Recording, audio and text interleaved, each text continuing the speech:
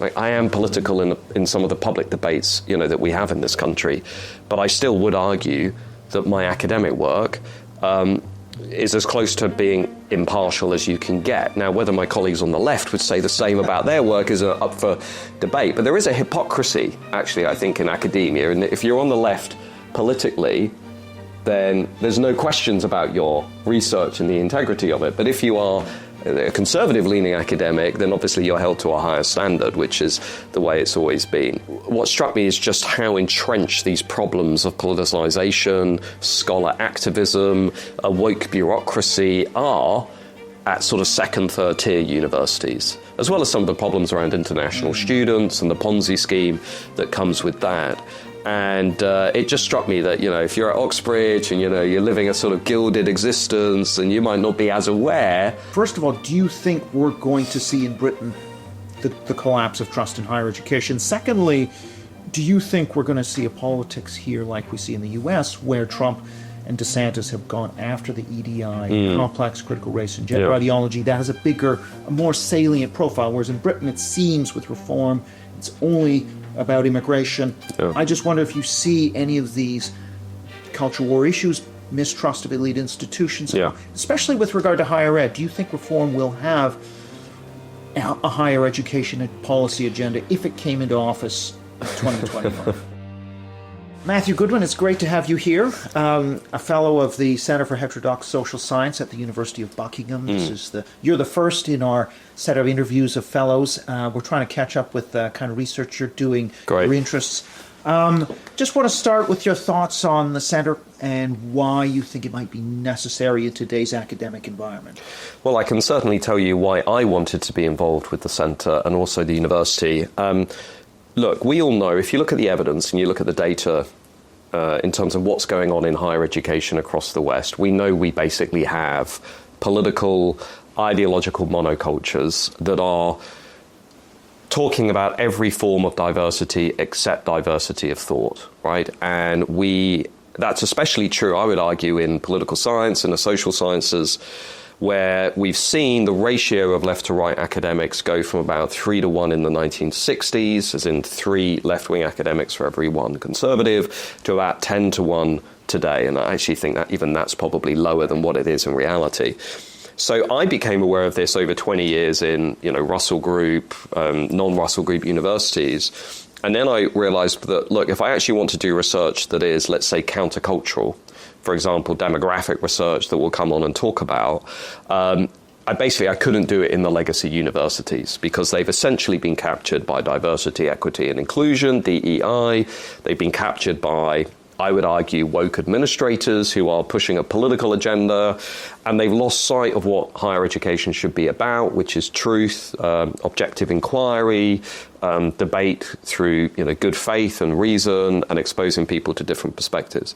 So I was already kind of looking around at what is out there, and there's initiatives in the US. Obviously, we know about Austin. We know about some of the things that Jordan Peterson has been doing. There are also some interesting things happening in Eastern Europe and places like Vienna, Model University, among others. But when you set up the Center, having worked together for a while and obviously being a fan of your work, I realized that here's an opportunity, or at least a kind of bridgehead into something that might make a real difference. So that's why I became involved within the context of a university that historically has been a passionate defender of free speech and a passionate defender of, let's say, viewpoint diversity. So for me, that was a no-brainer.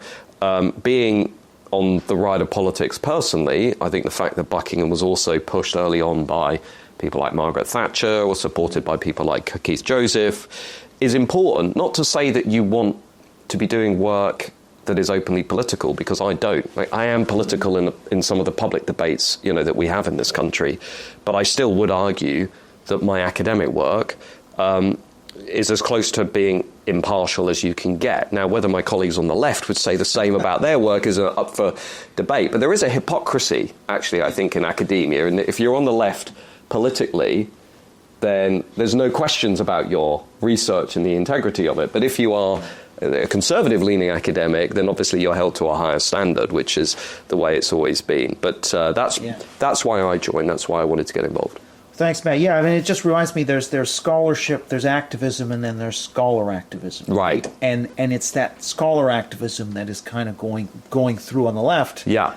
If someone on the right did it, they'd be called out for it immediately, right? Yeah, It's fine to be a scholar and an activist, but to wedge them together isn't fine in my opinion. Just let me just say a little bit more about that. So I would argue, I'm going to take my own work as an example. If you look at everything I've done in terms of peer-reviewed articles, books, with university presses and so on, it's very straight down the line, it's very empirical, the data's publicly available, it's kind of there. But it is pushing, I think my work is pushing against, let's say, some of the sacred values within left progressivism, right? That migration can only ever be beneficial, that people who vote for national populist parties are, fascist and racist. If you go back through my work, it's pushed against that soft left orthodoxy within academia.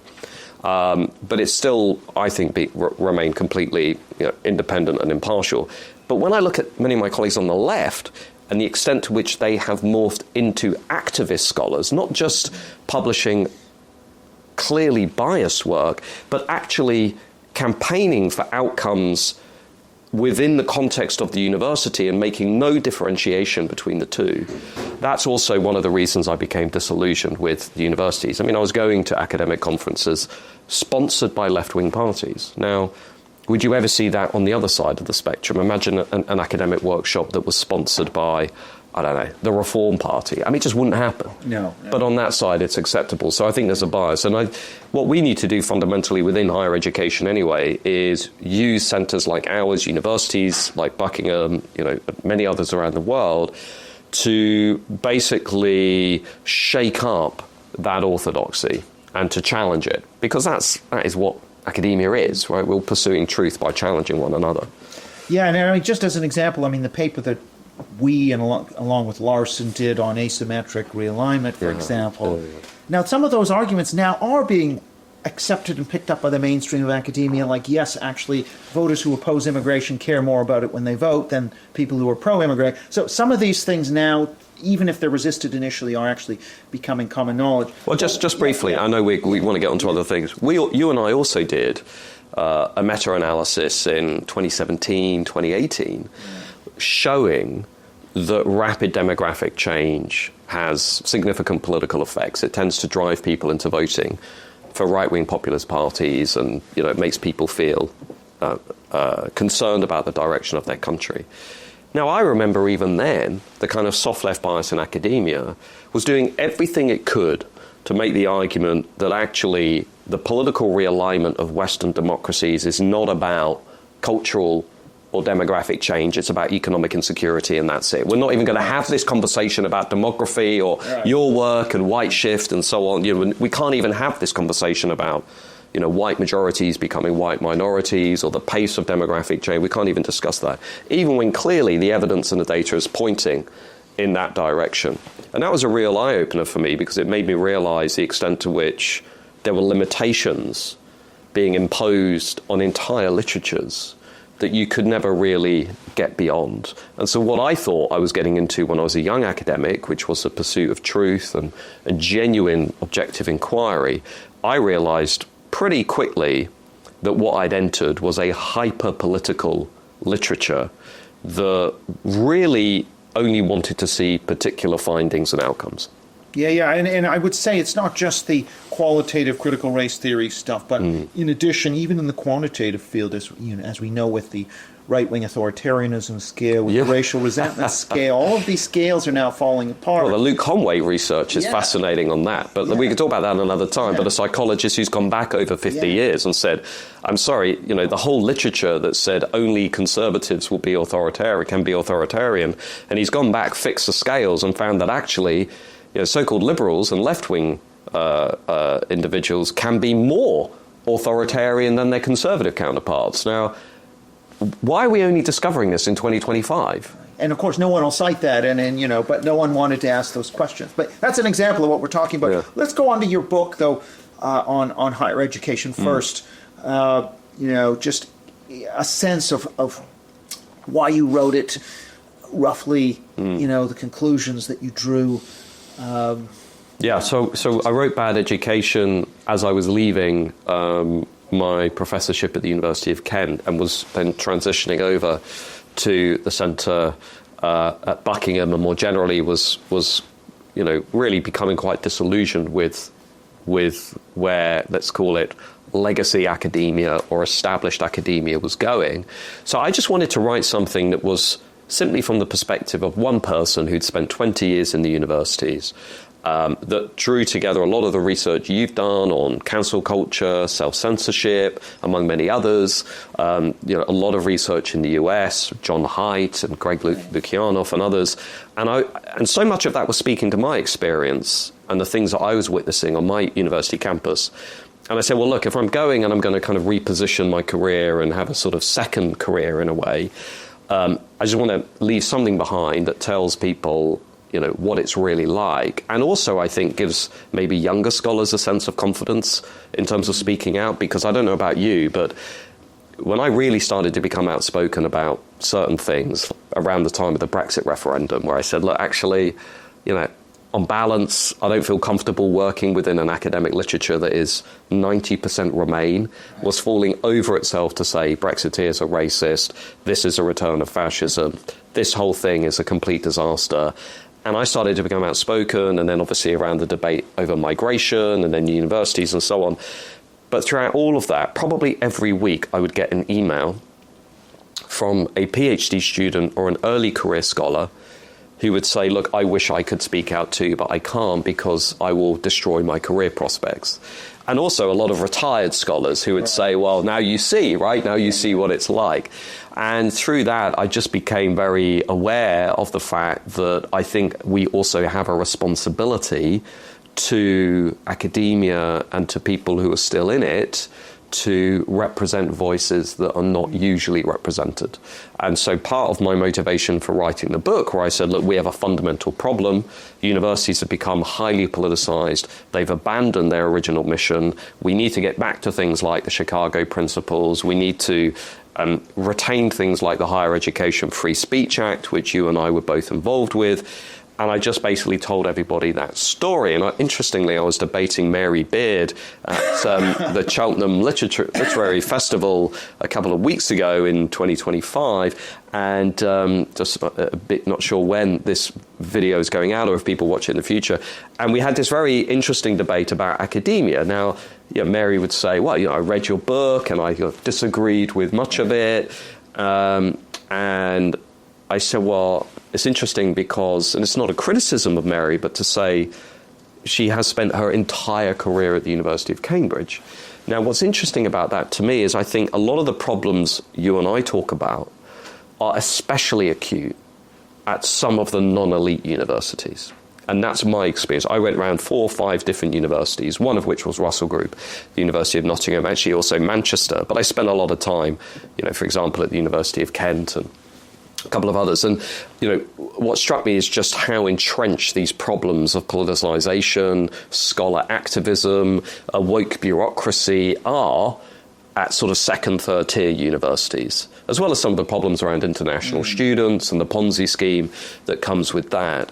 And it just struck me that, if you're at Oxbridge and, you're living a sort of gilded existence and you might not be as aware as some of the aware of what's going on at some of the other universities. Right. Yeah, and of course... and if you're benefiting from the orthodoxy too, right? Right. It's not to say Oxbridge hasn't had its share of scandals and cancellations, of which Nigel Bigger was a victim. Absolutely. But yeah, I just want to sort of move on now just to talk about the report you did for the Centre, report number 3, which is really, using demographic techniques to forecast what the ethnic composition, religious composition of the British population will look like, bearing in mind that demography is the most predictive of the social sciences, because we can already look at the under 5 population in 50 years to know what they'll be like in their 50s. So what was the finding there and the importance of that report? Well, firstly, what I wanted to do coming into the centre, and what I still plan on doing, is if we could just regularly release a countercultural paper that tackles an issue very few other people are talking about, then we're doing our job, right? Because we are helping to shape the public debate, we're helping to shape academia, and let's just say fix this glaring imbalance. So the paper that I published with the Centre, put online and ended up being front page of the Telegraph and got a lot of pickup in media, basically says, okay, where is the UK going to be by the year 2100? So if we take census data, if we take other data from the Office for National Statistics, and if we use standardized statistical techniques, cohort analysis and techniques that are established within the study of demography, can we get a pretty good estimate as to where the country is going to be? And of course, the findings in that report were, well, white British citizens will become a minority by 2063. That will be much earlier among the under 40s, potentially as early as 2050. The foreign-born and their immediate descendants will be a majority by the 2070s. And by 2100, about 1 in 4 British adults and 1 in 3 of the under 40s will be following Islam if we maintain high rates of inward migration. Now, those estimates are broadly comparable to others. For example, David Coleman, who's done a lot of work in this area, broadly comparable with where the Pew Research Centre has been. And we've since had subnational data points that have confirmed basically the story that we told in that report. Now, it triggered a very vigorous national debate and came alongside the debate about, is Rishi Sunak English? And so suddenly we had this really interesting discussion about nationhood and citizenship in the country. But that's exactly what social science should be doing. So we've got a paper that's based on rigorous empirical analysis, that's feeding into the public debate, that's making people sit up and think, I hadn't actually thought about that. Why does this matter? Okay, what are the policy implications of this? What's it going to mean for the country? Let's have a discussion about it. That is what social science should be doing, right? Now, I got a lot of criticism from my former left-wing colleagues for saying, daring to look at this issue. Why does it matter? Right. Well, as you know, actually it matters a lot, given other nations around the world and so on, and politically it matters. But that paper really had an impact, and I'm now turning that into a book project for next year, but we won't necessarily talk about that today, but looking at actually where we're going to end up.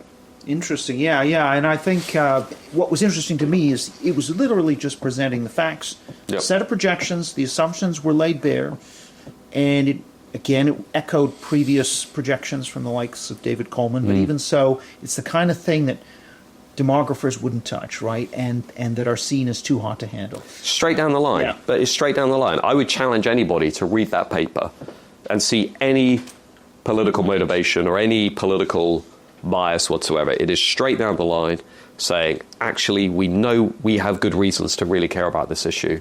These demographic changes will spark considerable political turmoil. We know that. We know that from the last 20, 30, 40 years in Western democracies. So the responsible thing, I think, is to say, let's get ahead of it and look at where we're going. Then let's have a conversation within government, policy, and the public. What does this mean? How can we prepare for this? Do we want this? Can we change course? Should we change course? Where are we going, etc. And then I guess following on from that is then the question of how this is roiling Western politics, but particularly I want to talk about UK politics and your thoughts, what you talked about obviously in your book, Revolt on the Right, and the book on national populism. The UK was a case study that you looked at. What's your sense of how these issues, cultural politics, are playing out in Britain right now? Where do you see this all going? Particularly the rise of reform, the fragmentation that we're seeing, which is kind of looks a bit continental. Even though it's a first past the post system, we're probably going to get tactical voting in a way that wouldn't happen in the continental PR systems. But how do you see that evolving, I guess, towards the next election? So my guiding assumption in everything I do, debate, academia, politics, is really rooted in the political science literature on realignments. And I am 100% convinced what we are living through is a wholesale political realignment of Western democracies that, as we know, is replacing some of the traditional drivers of voting with new ones, particularly education, values, and these cultural conflicts over identity issues. So I'm won over by that argument. I've shown it in the UK, and I think what will happen is that is going to now completely reshape our two-party system and is going to push through political parties that are from outside of the establishment, might not even be fully prepared for that realignment themselves, but because of the intensity of the cross-class coalition that is pushing that realignment, they will find themselves being catapulted into the forefront. And Reform is the current example of that. It's the main representative of that realignment, which is pulling together small c conservative working class voters with lower middle class voters, a combination of cultural conservatives, some authoritarians, but basically voters who are saying, I don't want mass immigration, I don't want open borders, I don't want a political class that only speaks for an elite minority that is terrorizing the surrounding majority, and I want to reassert my voice. And I think wherever you look in the West, you can see that realignment taking shape. And everything I argued in the 2000s, you look at France, you look at Sweden, you look at Meloni in Italy, you look at now Spain, Portugal, you look at Trump, I think has been validated by what has happened across the West. So I've kind of, I guess I've got a greater sense of intellectual confidence with where we're going. Like I can see with I have a pretty good sense as to where we're going to be 5, 10, 15 years in this country. And it's not going to be the Tory party. I don't think it'll be the Labour Party. I think we're going to see a similar reconfiguration on the left. The Mamdaniization? Yeah, I think, and a lot more polarization, because fundamentally my read on this, influenced by your work and others, is that this is not what Tony Blair said, education, education, education, but this is immigration, immigration, immigration. And as national majorities gradually continue to realize that they are approaching a tipping point, all of these issues that we are discussing are going to become much more salient. And so I just think the public are 5, 10 years behind of where the trends currently are, and they're now realizing the pace of the scale and speed of change that's happening, and that is going to find its expression in politics, right? And so I'm pretty convinced that we are going to see the continuation of that political realignment that is pushing us further away from the era of mass democracy in the 20th century, kind of left-right, broadly organized around economic issues and debates over the state, into a sort of culturally conservative, socially liberal, progressive divide, which is going to be much more around identity, belonging, and essentially that is going to be taking on more of an existential quality. I think actually this is the next phase in the debate over migration, which is not, is it good or bad for our societies, but actually, is it destroying our societies? And I think we're beginning to see that debate over the last 12 months, 2 years, this more civilizational narrative within the debate over demographic change, which is, are we still going to be a we in a few years? And I think that will add a sense of urgency to it. Yeah, I mean, it's fascinating, and it's a fascinating time to be observing these trends. And I just want to sort of pivot slightly, perhaps, from the question of immigration, which is fueling national populism around the West, to the question of the culture wars, which is, of course, linked insofar as if culture wars restrict debate over immigration, over whether you can deport, then they're going to lead to more immigration. So it does, but it's upstream of immigration, for example. Yeah. But the question I have, Matt Grossman has a new book out which talks about... Yeah, he's great. We're shifting towards, an education and values-based cleavage, not an economic one. Yep. Now, one of the things that he talks about is declining trust from the right of the spectrum, or the cultural right, let's call it, the cultural conservative side of the spectrum. Part of this education polarization is declining trust in elite institutions. Yeah. So he talks about, for example, Republicans obviously have very low trust in media, but their trust in higher education has really collapsed Absolutely. since 2015. Yeah.